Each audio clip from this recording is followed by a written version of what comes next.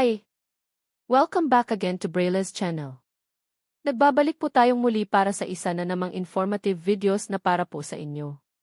Para sa lahat ng ating mga senior citizens na tumatanggap ngayon ng kanilang social pension. Alam niyo bang may lumabas na anunsyo sa ilang lugar kung saan tanging ang national ID na lamang ang tatanggapin nilang primary ID para makatanggap ng social pension?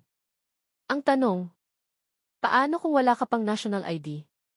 Hindi pa dumarating o totally hindi ka talaga nakapag-apply pa, paano na ang iyong social pension?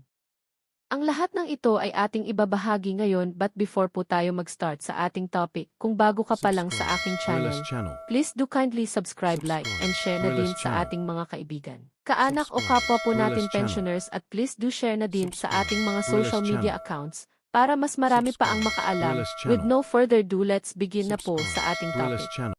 To all senior citizens, bagong patakaran sa ilang lugar. No national ID, no social pension payout. Paano kung wala ka pang national ID? How to get national ID in just 5 minutes. Ang buong detalye alamin isa.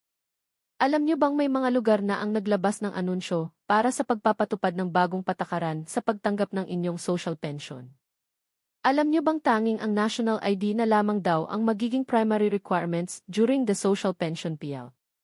Ibig sabihin ay wala nang ibang tatanggapin na ID maliban sa national ID. Isa nga sa naglabas ng kanilang anunsyo ay ang probinsya ng Poblacion Kiangan Ifugao. Simula daw ngayong April 1 of year 2026, ang national ID na lamang ang nag-iisang valid ID para sa social pension beneficiaries. Kaya't sa mga senior citizens na wala pa ay may pagkakataon pa po kayong makapagpa-register within the first quarter ng taong ito. Ang lahat ng beneficiaries ay i-verify sa inyong serbisyo on or before March 30 ng taong ito.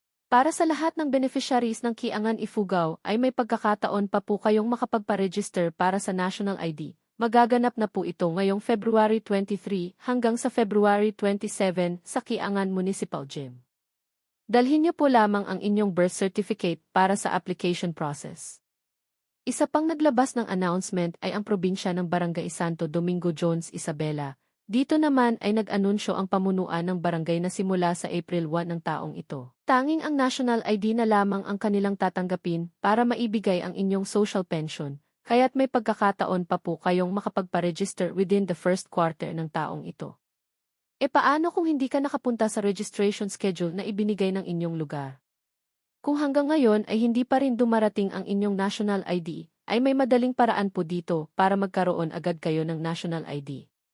At ito ay sa tulong ng eGov.ph, madali lamang po itong gamitin at very accessible po sa lahat. Alam niyo bang hindi lang national ID ang pwede nating ma-access through mobile app? Maging ang ating senior ID at PhilHealth ay pwedeng-pwede na nating makita at magamit. Basta't may smartphone po tayo ay madali na po nating makukuha ang mga dokumento na kailangan natin. May ginawa po tayong video tutorial kung paano ang dapat gawin para makapag-apply ng ating national ID. Pwede niyo po itong sundan para mapabilis ang inyong pagkuha ng national ID. Para sa mga hindi marunong o hindi alam paano ang pag-process online, ay pwede naman po tayong magpatulong sa ating mga kaanak o sa OSCA office para maka-access po tayo sa ating national ID. Alalahanin niyo lamang po na confidential po ang lahat ng ating ID, kaya't dapat na kayo lamang ang nakaka-access nito or ang inyong mga anak para makaiwas po tayo sa scammers. Naway makatulong po ito sa lahat ng ating mga senior citizens para sa paghahanda. Once maipa-implement na ang national ID bilang nag-iisang valid ID for social pension payout. Para sa mga hinaing o katanungan sa ating social pension o iba pang benepisyo, ay maaari po tayong makipag-ugnayan sa ating mga barangay o OSCA office para sa agarang kasagutan. That's it!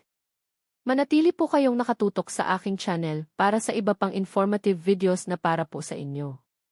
Marami pong salamat and God bless po sa lahat.